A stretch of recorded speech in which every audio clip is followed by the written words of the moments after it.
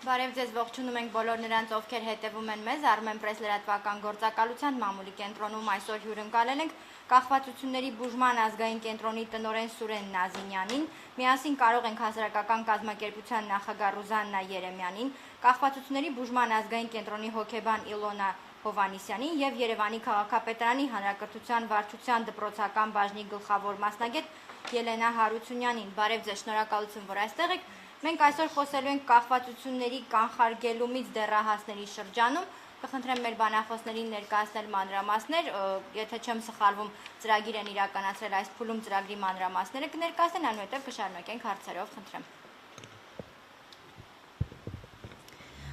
Բարև ձեզ։ Միասին կարող ենք հասարակական կազմակերպությունը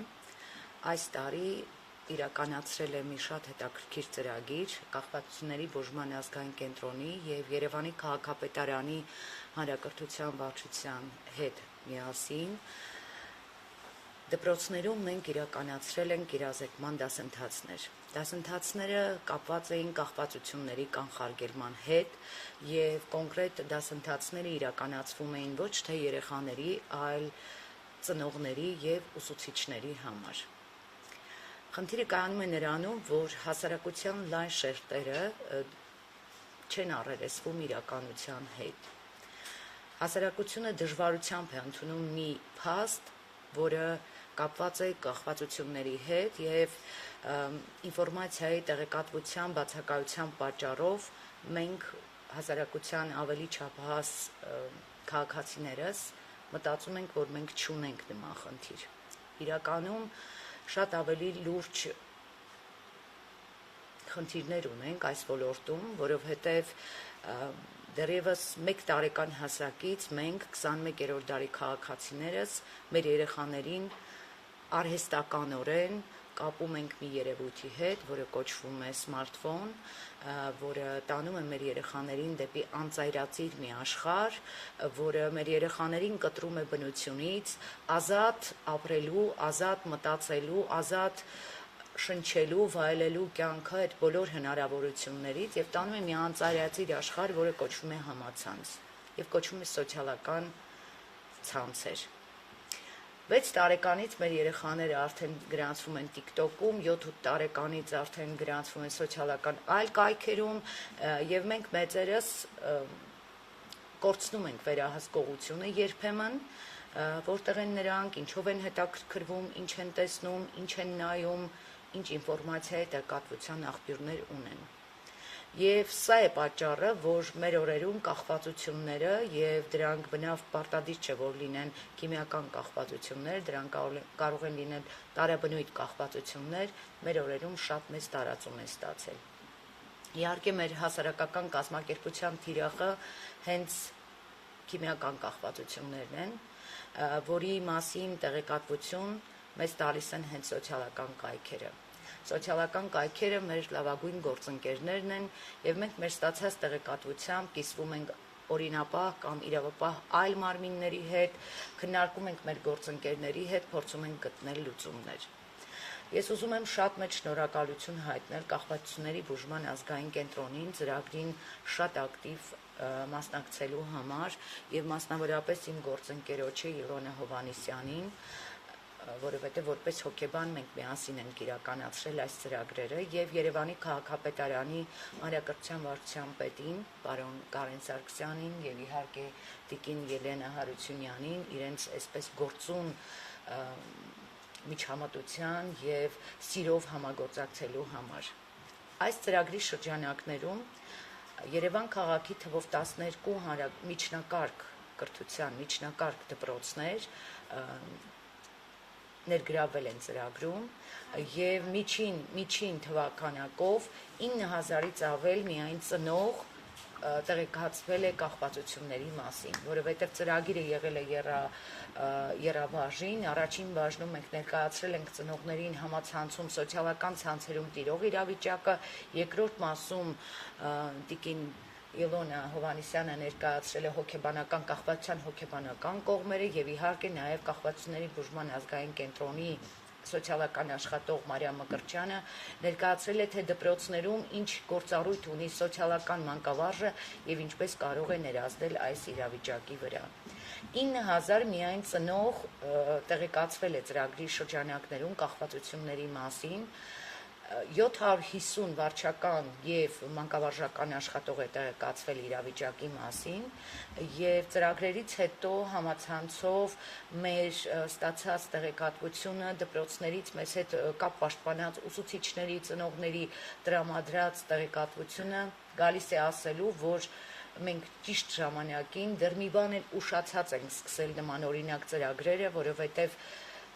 ցավոք սրտի այսօր հանրակրթական դպրոցների ոչ բոլոր դպրոցներում կան հոգեբաններ, ոչ բոլոր դպրոցները ունեն սոցիալական մանկավարժներ եւ ոլորտը կարծես թե բաց է մնում։ Առայժմ այսքանը, մնացածը այո։ Երևի ներկայացնենք, թե այս տարիքի երեխաների շրջանում ինչպիսի միտումներ են վիճակագրություն ունեցած։ Իրականում մեր կենտրոնի ստատիստիկ տվյալների համաձայն վիճակագրական տվյալներով մենք հաշվառված այս պայծրությամբ, բարեբախտաբար հաշվառված թմրամիջոցներից կախվածություն ունեցող երեխա կամ դեռահաս չկա, բայց նկատելի է, որ իրականում մի քիչ ավելի մեծ տարիքում, այսինքն հետդպրոցական շրջանի կամ ուսանողության շրջանում, այսինքն խոսքը վերաբերում է 18-19-20 տարեկաններին, թմրամիջոցների գործածումը ցավալիորեն նկատելի է, որ իրականում ավելացել է։ Իհարկե, ես ուզում եմ նաև նշել, որ մեր վիճակագրական տվյալները չեն արտահայտում ամբողջական պատկեր, դա պայմանավորված է նրանով, որ շատերը խուսափում են դիմել ուղղակի բժշկական հաստատություններ բուժում ստանալ նպատակով։ Բայց մենք բուժման դիմելության բարձրացման համար վերջին 2 տարիների ընթացքում ահռելի աշխատանք ենք իրականացրել։ Խոսքը առաջնահերթ վերաբերում է բուժման համար արժանապատիվ եւ բավարար պայմանների ստեղծմանը, օրինակ 2021 թվականի առողջապահության նախարարության աջակցությամբ վերանորոգվել է մեր գլխավոր մասնաշենքի, հիմա էլ վերանորոգման գործընթացներ շարունակվում են, գրեթե ամբողջ գլխավոր մասնաշենքը հիմնանորոգվել է, ջրահեռացման համակարգն է փոխվել, հիմա վերելակի տեղադրման աշխատանքն են իրականացում, նույն նոր որակյալ կահույք է ձեռք բերվել թե հիվանդասենյակների համար, թե մեր աշխատակիցների բնականon աշխատանքը նորմալ իրականացնելու համար։ Մի խոսքով մեծ փոփոխություն ենք այլ, բացի այդ 2020 թվականից մեր կենտրոնում ներդրվել է բավականին ուժեղ եւ ինտենսիվորեն իրականացվող սոցիալ-հոգեբանական աջակցության ծառայություն, մենք ունենք հոգեբաններ, սոցիալական աշխատողներ, որոնք ամենօրյա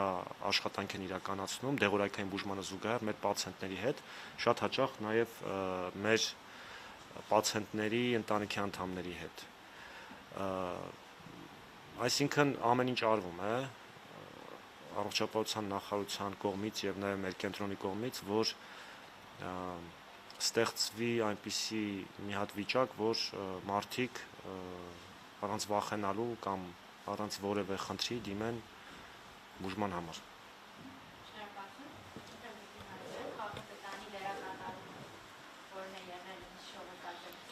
Շատ լավ, նախ եւ առաջ ուզում եմ նշել, որ քաղաքապետարանի աշխատակազմի հանրակրթության վարչությունը 2021 թվականին իր ծրագրային ուղղությունները երբ որ մշակում էր գործողությունների, որպես թիրախային ուղղություն վերցրեց նաեւ հանրային առողջությունը։ Եվ այս շրջանակում իհարկե մենք նկատի ենք ունեցել նաև կախվածությունների դեմ պայքարը, մանավանդ որ կառավարության հաստատած թմրամիջոցների եւ ապօրինի շրջանառության դեմ պայքարի ծրագրի շրջանակում վերապահված գործողություններ ունեինք, մեզ վերապահված, որն էր, որ պետք է անցկացվեին սեմինարներ, դասընթացներ սովորողների, ուսուցիչների շրջանում, ինչպես նաև ծնողների շրջանում։ Այս առումով մեծ էր մեր ուրախությունը, երբ որ մեր գործընկեր միասին կարող ենք հասարակական կազմակերպությունից եղավ առաջարկ համագործակցության։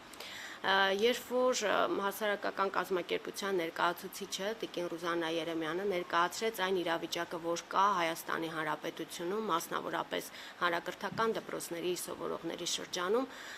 ճիշտն ասած, մեզ համար շատ շոկային էին այն վիճակագրությունը, որ ներկայացվեց, եւ մենք հասկացանք, որ իսկապես պետք է գործուն քայլեր ձեռնարկել այս ուղղությամբ, եւ առաջին պայմանավորվածությունը, որ եղավ 12 միջնակարգ դպրոցներում, որոնք որ քաղաքապետարանի ենթակայության էին, իսկ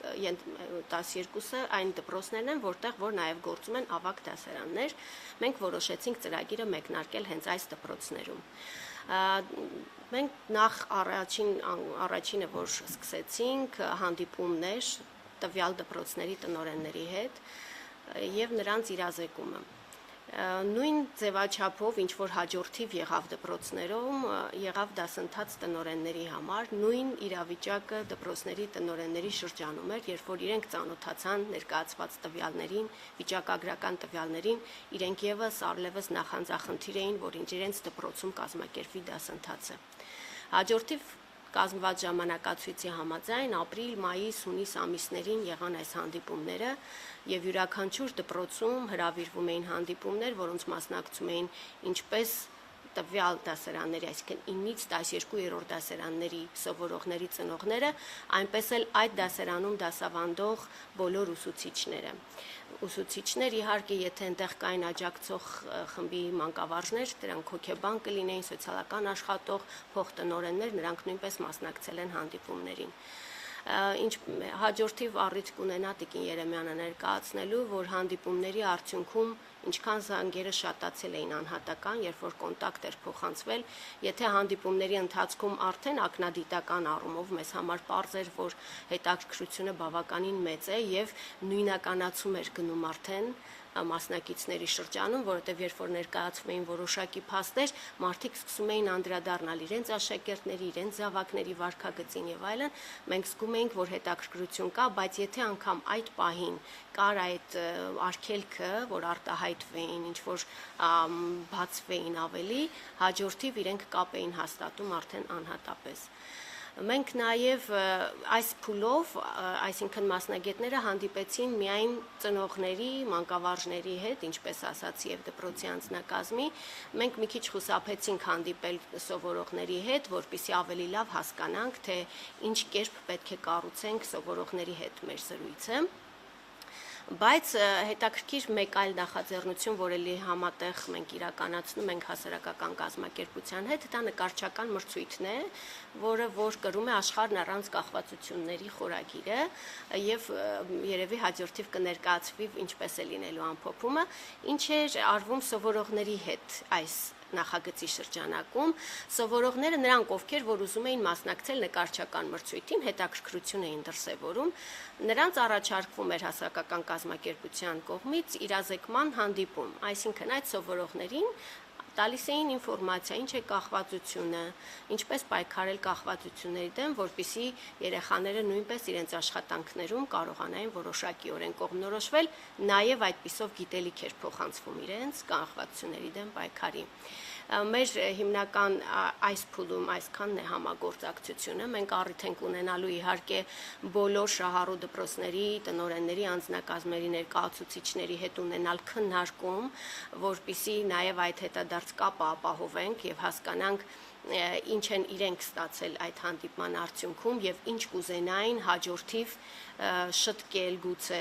կամ հաջորդիվ զարգացնել համագործակցությունը ուղղությունները նախանշել եւ այդուհետ նաեւ մյուս տարվա համար կորոշենք մեր համագործակցության շրջանակը կարծում եմ։ Ես ճիշտ հասկացա, այս փուլում միայն Երևանում եք անցկացրել այդ հանդիպումները եւ աշակերտների մասին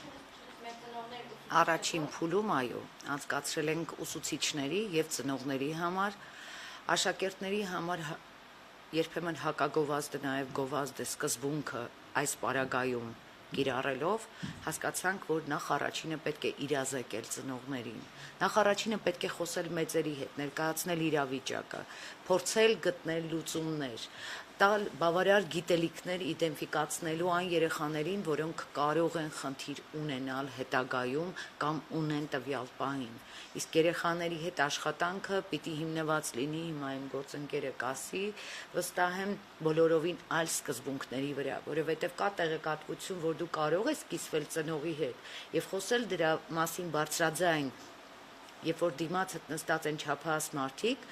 եւ կա տեղեկատվություն, որի մասին դու իրավունք չունես խոսելու երեխաների հետ։ Այդ սկզբունքը պահելով մենք առաջին ծրագիր իրականացրել ենք միայն մեծերի համար։ Ինչ վերաբերում է ցուցահանդեսին, այո, ի շնորհակալություն Երևանի քաղաքապետարանի հանրակրթության վարչության, որը շատ մեծ այսպես սիրով միացավ մեր նախաձեռնությանը, մենք Երևան քաղաքի տարբեր հանրակրթական մշակութային դպրոցներում եւ նաեւ մարզերից շատ մեծ ուրեմն մասնակցության հայտեր են ունեցել մշակութային կրթության աջակցության հիմնադրամի այսպես հետ գործընկերության արդյունքում շատ հազարավոր երեխաներ լսեցին կախվածության մասին, խոսեցին կախվածության մասին, նկարեցին, ստեղծագործեցին կախվածության մասին։ Դա ընդհանրապես ոչ այսպես տեղայնացնելով, ոչ երեխային ասելով, թե կոնկրետ որ կախվածությունը ինչ է եւ այլն, ընդհանուր կախվածության մասին, որովհետեւ երբ որ երեխան սկսում է մտածել որոշակի երևույթների մասին, ինքը նաեւ իր ներսն է նայում։ Այստեղ խնդիրը դա էր։ Իսկ մնացած ուրեմն համագործակցության առաջարկը մենք սիրով Երևանի քաղաքապետարանի հետ կիրականացնենք նաեւ այլ ծրագրեր, ինչպես նաև կախվածությունների բուժման ազգային կենտրոնի հետ, որովհետև առանց հմուտ պրոֆեսիոնալ մասնագետների, առանց մասնագետների, ովքեր տիրապետում են ամբողջ դաշտը, գիտեն ինչպես հաղորդակցվել հոգեբաններից սկսած մինչև բժիշկները, մենք առանց նրանց օգնության իհարկե այս մակարդակի ծրագիր իրականացնել չէինք կարող։ Նշվեց, որ վիճակագրությունը եւ ներկայացվեց զարմացած ենք, թե իրենք թե դպրոցի տնօրինությունը եւ այլն, վիճակագրությունը բացառապես թմրամիջոցներին է վերաբերում, ինչ պատկերն է։ Կախվածություններին, մասնավորապես թմրանյութերի կիրառմանը եւ սոցիալական կայքերում տիրող իրավիճակին։ Թույլ տվեք այս պահին եթերով չբարձրաձայնել այն մանրուքները, որոնք առնչվում են մեր ունեցած տեղեկատվության հետ, նորից եւս մեկ անգամ գովազդը սկզբունքը չխախտելու համար ասեմ, ուրեմն սոցիալական ցանցում դա տեսնի, հասկանա, որ սա խնդիր է։ Ընդհանրապես մի տեղեկատվություն պիտի ասեմ, որ միայն Telegram հավելվածում մենք ունենք մոտավորապես 1200 նարկոշոպ, որոնք ամեն օր երեկոյան ժամը 11-ից հետո, եթե մենք մեծերս մտնենք նայենք, կտեսնենք, որ յուրաքանչյուր այդ շոփում առնվազն 600-ից 800 մարդ թմրանյութ է փնտրում։ Եվ հաշվի առնելով հետպատերազմյան վիճակը, հաշվի առնելով այն հանգամանքը, որ տեղեկատվությունը չափազանց հասանելի է դեռահասներին, հաշվի առնելով այն հանգամանքը, որ երեկոյան Երևանի որոշ փաբերում, կլաբներում անչափահասների քանակը թույլատրելի տարիքից ցածր երեխաների քանակը շատ մեծ է այդպիսի վայրերում եւ մեր ստացած տեղեկատվությունը կոնկրետ տարբեր վայրերից մեզ թույլ են տալիս ասելու, որ մենք գործ ունենք ոչ թե ուղակի կախվածության մասին, այլ գործ ունենք աղետի մասին, որը մեզ համար ազգային անվտանգության խնդիր է, որովհետև փոքր պետությունների համար այս տեսակ վիճակագրությունը սկզբունքորեն մտածելու տեղիք է տալիս։ Թույլ տվեք այստեղ մի լրացում անեմ գործընկերոջս, պարոն Նազինյանին, այո, մենք հայերս ունենք փակ ապրելու կամք։ Մենք երբեք չենք խոսում դժվարությունների մասին, մենք չենք խոսում խնդիրների մասին, որ թակում են մեր տան դուռը։ Մենք գերադասում ենք մեր երեխայի մահվան դեպքում հրապարակավ հայտարարել, որ սրտի կանգ է ունեցել 17-18 տարեկան երեխան սրտի կանգից է մահացել, բայց երբեք ու երբեք չենք ասում, որ երեխան մահացել է թմրանյութի գործածումից։ Դա մեր ազգային այսպես բնութագիրն է։ Մեր նպատակը տվյալ իրազեկումը, ցուցահանդեսը եւ մնացած բոլոր ակցիաների նպատակը հետեւյալն է. ներկայացնել հասարակությանը, որ կախվածություն ունենալը դա դեռ խարան չէ։ Դա հիվանդություն է եւ ճիշտ ժամանակին բժշկին դիմելու, հոգեբանին դիմելու դեպքում հնարավոր է կանխարգելել։ Եթե մենք տաբուն պահենք, չխոսենք այս խնդրի մասին, չբարձրաձայնենք խնդիրը, մեր երեխաների, դեռահասների, անչափահասների ծնողները տեղեկատվություն չստանան, մենք հետո լուրջ խնդիրներ ենք ունենալու։ Սա միայն իմ կարծիքը չէ եւ ինչպես արդեն ասաց պարոն Նազինյանը, ցավոք այո, ծնողները չեն դիմում, բայց գիտեք, կան այլ տիպի բուժհաստատություններ, որտեղ թունավորումների եւ մնացած դեպքերով դիմելիության դեպքում ծնողները եւս մեկ անգամ հորդորում խնդրում են, որ անձի առողջության պահպանման տեղեկատվության գաղտնիությունը անձեռն մխելի է եւ որ պատճառները չպետք է լուսաբանվեն, որովհետեւ դիմացինը երեխա է, չպետք է բարձրաձայնվեն, որովհետեւ դիմացինը անչափահաս է։ Առայժմ այսքանը։ Շնորհակալ Վիկի Հովանեսյան, դուք փաստորեն անմիջապես առնչվել եք, հենց շփվել եք ծնողների հետ, ներկայացրել եք հնարավոր ռիսկերը, ինչի եք առնչվել այդ հանդիպումների ընթացքում, ինչ են բարձրաձայնել կամ ինչ եք դուք բացահայտել ձեզ համար։ Շատ շնորհակալություն, ողջունում եմ բոլորին։ Այո, ինչպես իմ գոլեգաները ասացին եւ նաեւ Տիկին Երեմյանը, որ մեր ամենաշեշտադրումը եղել է եւ հատկապես իմ որպես հոգեբան բարձրաձայնել ան, որ կախվածությունը դա հիվանդություն է։ Եվ դուք բոլորդ շատ լավ գիտեք, որ հասարակությունում պիտակավորված են կախվածություն ունեցողները։ Եվ մեզ համար մասնագետների համար ավելի լավ հեշտ կլինի աշխատանքը, որ մեր հասարակությունում կոտրվի այն կարծրատիպը, որ պիտակավորում են, որ վատ մարդիկ են միայն հիվանդանում կախվածություններով։ Կախվածություններով հիվանդանում են եւ հարուստները, եւ աղքատները, եւ երիտասարդները, եւ կանայք, եւ տղամարդիկ։ Իսկապես սա լուրջ հիվանդություն է, սա լուրջ հոգեբանական, քրոնիկական, պրոգրեսիվ հիվանդություն է, որը շատ լուրջ լայն տարածում է ստացել հատկապես երիտասարդների շրջանակներում։ Հավատացեք, եթե տարիներ առաջ լիներ այս մեր հանդիպումը, մի տեսակ անհավանական կլիներ, որտեղ այսքան տարածում չկա։ Ցավալին այն է, որ եթե նախկինում մեր երիտասարդները գնում էին զինվորական ծառայությունից, ետ էին վերադառնում, նոր ունենում էին ոչ թե կախվածություն, այլ փորձ, հիմա արդեն մեր երիտասարդները գնում են ունեն այս հիվանդության կրողներ։ Եվ մենք ամենաշատը պետքա սթափ լինենք, պետքա գիտելիքներով զինված լինենք, որովհետև այս խնդիրը մենք բախվում ենք եւ բախվելու ենք հատկապես հետպատերազմյան շրջանից հետո, որ մեր երիտասարդները տեսել են այս վախերը, տագնապները եւ իրենց մղձավանջները հանդիպելով փորձելու են իրենց այդ տագնապները փոխարինել եւ սփոփել թմրանյութի եւ ալկոհոլի միջոցով։ Իսկապես, որ շատ լայն տարածում է դարձել եւ գիտեք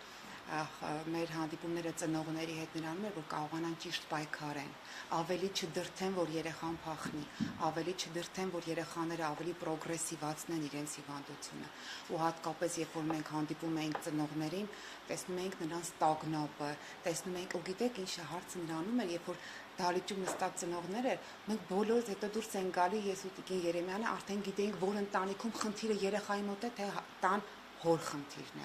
Ու մանկավարժների հետ են զրույցները, որ կարող է տանը հայրը ունենա կախվածություն եւ միանգամից դասանում մանկավարժը դա կզգա։ Եվ խնդիրը նաեւ ինչու է մեր այս ակցիայի, որ այն երեխաները ընտանիքներում, որտեղ կա կախվածություն, դպրոցներում այդ երեխաների նկատմամբ ավելի շատ կատարվում է բուլինգը։ Եվ դա շատ տարածված է այդ երիտասարդների հատկապես ավագ դպրոցներում։ Շատ լավ, պարոն Նազինյան, մենք ըստ էության չունենք վիճակագրական հստակ պատկեր անչափահասների շրջանում կախվածության հետ կապված։ Մի կողմից դուք ասում եք մեր կենտրոնում չկա, փառքաստու այս պահին ամենեսին դուք ներկայացնում եք ձեր վիճակագրությունը։ Մյուս կողմից նշվում է, որ կան դրդողներ, գիտենք աղբյուրները, սոցիալական ցանցերը փաբերը, բայց հստակ պատկեր, որ օրինակ Հայաստանում անչափահասների շրջանում այսքան տոկոսը կախվածություն ունի թմրանյութերից ալկոհոլից, չունենք մենք։ Հիմա ասեմ խնդիրն ինչու՞մն է։ Իրականում այո, բուժման դիմող դեռահաս մեր կենտրոնում հաշվառված չկա, այսինքն այս ամբողջ ժամանակատվածում դա դեռևս չի եղել, որ դեռահաս երբևէ դիմի, իսկ ընդհանրապես թմրամիջոցների ոլորտում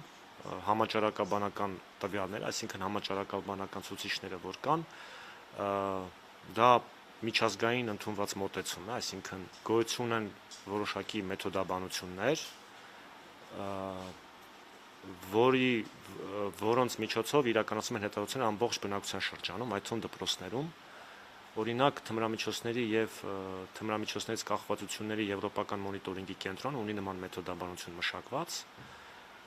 երբ որ դպրոցներում 16 տարեկանների շրջանում, դա կոչվում է ESPAT հետազոտությունը, երբ որ դեռահասների ու 16 տարեկանը լրացած, հենց 16 տարեկանների շրջանում իրականացում է հարցում, բավականին ծավալուն մի քանի էջանոց տենց հարցաշար է, մի դասաժամ, մի ակադեմիկ 40-45 րոպեանոց հարցում է դա, փակ գաղտնի անանուն, որը ընդգրկում է համամասնորեն տվյալ երկրի բոլոր քաղաքները, գյուղերը եւ այլն, որի արդյունքում ստացվում են ճշգրիտ տվյալներ դպրոցներում եւ այդ թվում դեռահասների շրջանում թմրամիջոցների, ալկոհոլի եւ նաեւ ծխախոտի տարածվածության վերաբերյալ։ Հիմա նմանատիպ հետազոտություն Հայաստանում իրականացվել է 2007 թվականին վերջին անգամ։ Դրանից հետո այլևս չի իրականացվել տարբեր պատճառներով, մեծ ֆինանսավորման բացակայության պատճառով եւ այլն։ Բայց մենք նախատեսում ենք ինքը համաեվրոպական հետազոտություն է, այսինքն եվրոպական խորհրդի, նաեւ եվրոպական միության հարևանության երկրներում բարբերաբար իրականացվում է ու մեր խնդիրը նա է, որ իհարկե դա կախվածության բուժման ազգային կենտրոնի գործառույթներից դուրս է, բայց մենք արդեն հաջորդ հետազոտական փուլի ժամանակ, երբ որ համաեվրոպական իրականացվի, մենք կփորձենք նաև մեր երկրում ինչ որ կերպով իրականացնել, որովհետև դա բավականին ծավալուն է, այսինքն պետքա մարզեր գնացվի, այնտեղ պետքա հարցազրույցավարներ լինեն, մասնագիտացված տվյալների մշակման խնդիր կա եւ այլն։ Այսինքն ու դա ընդհանուր առմամբ ասեմ 2-3 ամիս տևող հետազոտություն է, դա բավականին բարդ է իրականացնել։ Դա 2007-ի տվյալներով բավականին քիչ էր տարածվածությունը, այսինքն այնտեղ կար 0.2% գործածել էին, ասենք հերոին 0.2%, մինչև 1% էլի մարիխուանայի գործածման փորձ էին ունեցել, բայց կարծեմ եթե հիմա իրականացվի հետազոտություն, այդ թվերը հաստատ չեն լինի։ Խոսքը գնում է 16 տարեկաների մասին, որոնք արդեն նոր կյանք մտնող երիտասարդներ են ու շատ բաներ, ոնց որ Տիկին Երեմյանը նշեց, մեր գոլեգաները նշեցին, խոսքը հենց համացանցի միջոցով կամ նույն այդ մեսենջերների հնարավոր մուտնա, որ 2007 թվականին հաստատ չի եղել, այսինքն այն ժամանակ մեսենջերներ չկան ու երիտասարդին դա հասանելի չէր, իսկ հիմա արդեն բավականին ցածր տարիքից երեխաներին հասանել են, թե սոցիալական ցանցի են։ Այսինքն ես ավելի քան վստահ եմ, որ եթե նման հետազոտություն հենց հիմա իրականացվի, թվերը իհարկե 2007 թվականից կտարբերվեն։ Մնացած տվյալները, մնացած ցանկացած տեսակի վիճակագրական տեղեկություն, որը չունի գիտականորեն մշակված, միջազգային ընդունված մեթոդաբանություն, երբևէ աշխարհի կամ միջազգային որևէ կազմակերպության, այդ թվում մասնագետների կողմից արժանահավատ չեն լինում։ Իսկ կոնկրետ ESPAT-ը ինքը հստակ մեթոդաբանություն ունեցող հետազոտություն է։ Հերոին դրամբոց 2%, դա միայն հերոինի գծով եք ասում, իսկ ընդհանուր ունեք թե անշապատների շրջանում քանի տոկոս։ Ոչ, հետազոտությունը իրականացում է կոնկրետ խմբերի թմրամիջոցների մասով, այդ թվում ալկոհոլի, այսինքն ալկոհոլ, հոգեներգործուն նյութեր, այդ թվում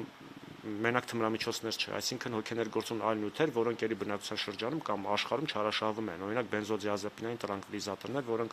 ելի չարաշահվում են, կամ ասենք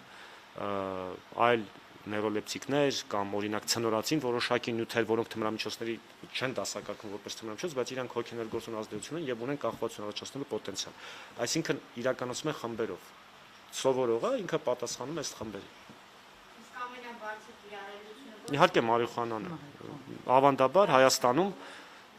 0.8 կամ 0.9, եթե իմ հիշողությունը չի դավաճանում ինձ, մարիխուանան ավանդաբար մեր տարածաշրջանում ու ընդհանրապես աշխարհում էլ ամենատարածված թմրամիջոցն է։ այդում դեռահասների Դե ըստ այդ հետազոտության 2007 թվականին նաև այդ հետազոտություն։ Եթե կարելի ավելացնեմ, այո, դեռահասների շրջանում սկսվում է ակախվածությունը միանգամից մարիխուանայից եւ կա այսպիսի նաեւ ստատիստիկա, որ 70% մարիխուանա օգտագործողների շատ արագ կտրուկ անցում են կատարում ավելի ծանր թմրանյութերի, ավելի հեշտ անցում է կատարվում։ մեր գործընկերներից եկած հարցերից հնչեցնեմ։ Հայաստանում ինչ տարածում ունի արհեստական կանեփ կամ սպայս հոգեներգործում միջոցը, արդյոք հատկապես դեռահասների և երիտասարդների շրջանում տարածված այս միջոցը հասել է հայաստանյան դպրոցներ։ Այո, իհարկե հասել է, ցավոք սրտի հասել է, եւ հիշատակված սփայսը, որ այսօր բոլորովին այլ անուններով եւ այլ քիմիական բաղադրություններով է շուկայում, չեմ ուզում հիմա անուններ տալ, չեմ ուզում ասել ինչ տեսականիների մասին ենք մենք խոսում, ինչպիսի առաջարկներ են լինում, միայն եւս մեկ անգամ խոսքս ուղղում եմ Հայաստանի Հանրապետության բոլոր չափահաս քաղաքացիներին, ծնողներին, այն քաղաքացիներին, ովքեր վաղը ծնող են դառնալու, ուշադիր եղեք, հետևեք երեխաների սոցիալական կայքերի մուտքին, երեխաներին գալիս են նվեր առաջարկներ, թմրանյութեր առաջարկող նվերներ, դրանք լինում են սոցիալական կայքերում, Viber-ում, Messenger-ում, ամեն տեղ գալիս են երեխաներին 15-16 տարեկան պատանիներին, դեռահասներին առաջարկում են այս կամ այն տիպի թմրանյութը ծննդյան նվեր, եւ մեր երեխաները պատրաստ չլինելով, դրա մասին տանը չխոսելով, տաբու թեմաների առաջ կանգնելով կամ ընկերական շրջապատում դրանց մասին լսելով, գնում են դրա ետևից, վերցնում են, օգտագործում են 1, 2, 3, ցավոք այո, եւ սպայսը եւ շատ այլ քիմիական թմրանյութեր շատ լայն տարածում ունեն։ Այսինքն սոցիալական ցանցերը մեծ ռիսկ են անչափահասների շրջանում թմրանյութերի Սարսափելի մեծ ռիսկ են։ Այստեղ վտանգների մասին պետք է խոսել ամեն րոպե, ամեն վայրկյան, ցավոք սրտի։ Շատ լավ, հաջորդ հարցը ստեյության անդրադառնանք, բայց հնչեցնեմ անչափահասների շրջանում թմրանյութերի կիրառությունը ինչ ծավալների է հասել, արդյոք փոփոխություն կա թմրամիջոցների կիրառմամբ զուգորդված հանցագործությունների թվում։ Մենք 2 օր առաջ գիտաժողովի էինք, մեր գործընկեր կազմակերպություններից մեկն էր հրավիրել, մենք թմրանյութերի դեմ, նորից հասարակական կազմակերպություն եւ այնտեղ խոսվեց դրա մասին։ Գիտեք, չեմ ուզում քննադատաբար խոսել մեր իրավապահ համակարգի մասին, բայց եթե մենք նայում ենք թղթերին, եթե մենք նայում ենք հաշվետվություններին, մեր երկրում կարծես թե ամեն ինչ իդեալական է, բայց իրականում այո կա աճ։ Իրականում կա աճ, որովհետև այն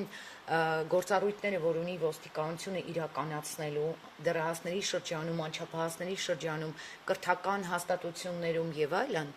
դրանք բավարար չեն, դրանք այսօրվա երիտասարդության կամ այսօրվա դեռահասների համար չունեն ներգործելու աստիճան, դրանք չեն ազդում նրանց վրա, որտեղ պետք է գտնել այլ տարբերակ։ Մենք ինչու ենք իրականացնում այս դասընթացները այս ֆորմատով, որովհետև մենք կարծում ենք, որ արդեն 12 դպրոց մտնելուց հետո եւ մինչեւ այդ եւ դրանից հետո մենք գտել ենք այն բանալին, որով պիտի խոսենք չափահասների հետ այս խնդրի մասին։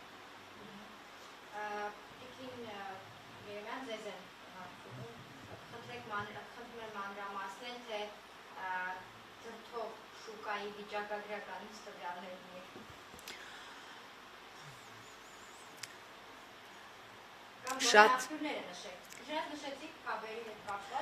Շատ են հարգելի ծնողներ, սիրելի չափահասներ,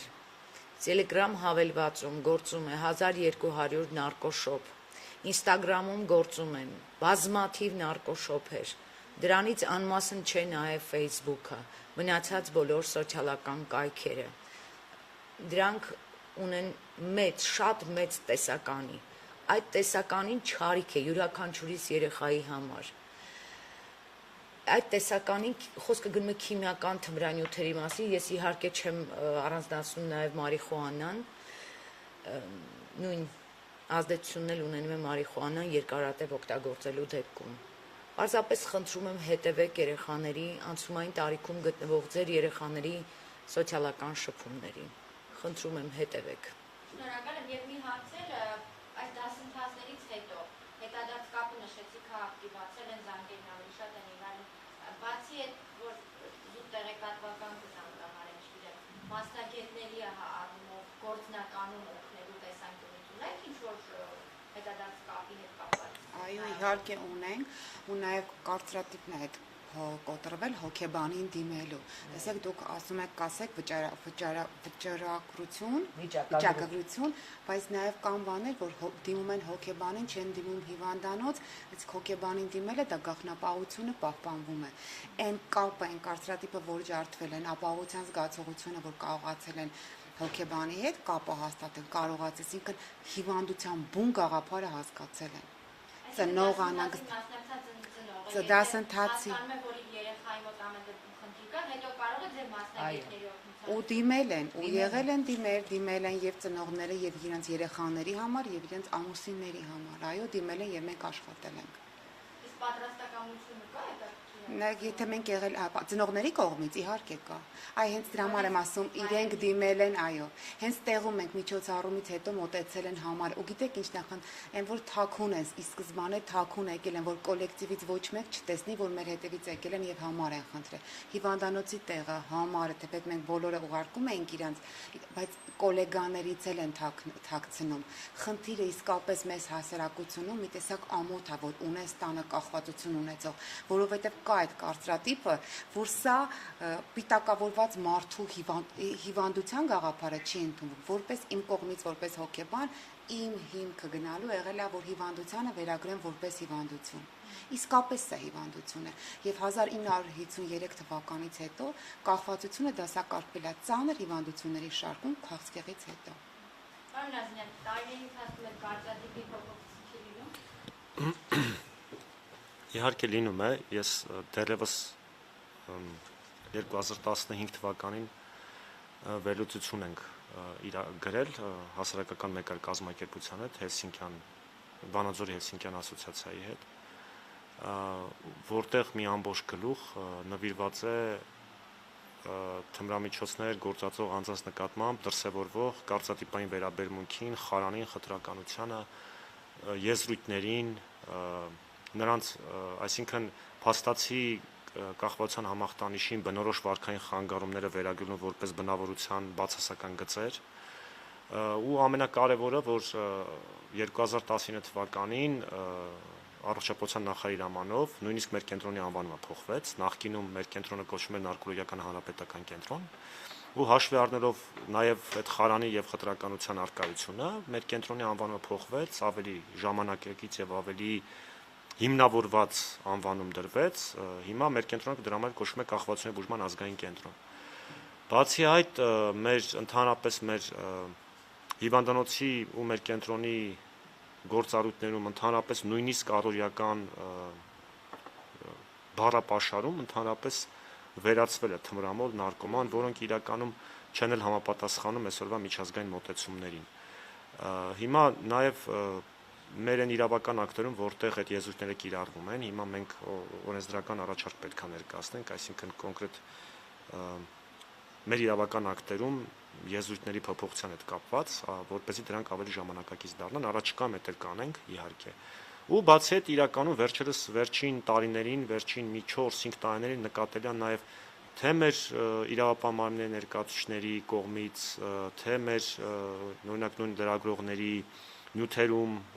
խոսքերում ընդհանրապես բառերի ու եզրույթների փոփոխությունը դա շատ պարզորոշ երևում է, որովհետև իրականում այդ խարանի ու խտրականության արկայությունը ինքը շատ է խանգարում, այսինքն այդ մարդկանց օտարացնելը, անընդհատ նույնիսկ եզրույթներով օտարացնելը, ոչ միայն վերաբերմունքով, իրականում չէր նպաստում, որ իրանք դիմեն բուժման։ Բայց նախկին ձեր հարցի համատեքստում ես ուզում եմ նաև նշել շատ հատուկ ու մեր ազգաբնակության համար, մեր քաղաքացիների համար շատ հատուկ նշել, որ Կախվածությունների բուժման ազգային կենտրոնում Հայաստանի Հանրապետության քաղաքացիների համար բժշկական օգնություն իրականացվում է պետության կողմից երաշխավորված անվճար բժշկական օգնության շրջանակներում։ Այդ իսկ պատճառով ու գաղտնապահության հետ կապված ուզում եմ նաև նշել, որ մեր մոտ բուժված անձանց տվյալները գաղտնի են։ Այսինքն նույնիսկ եթե մարդը գալիս հաշվառվում է, իր տվյալը որևէ մեկը չի իմանում,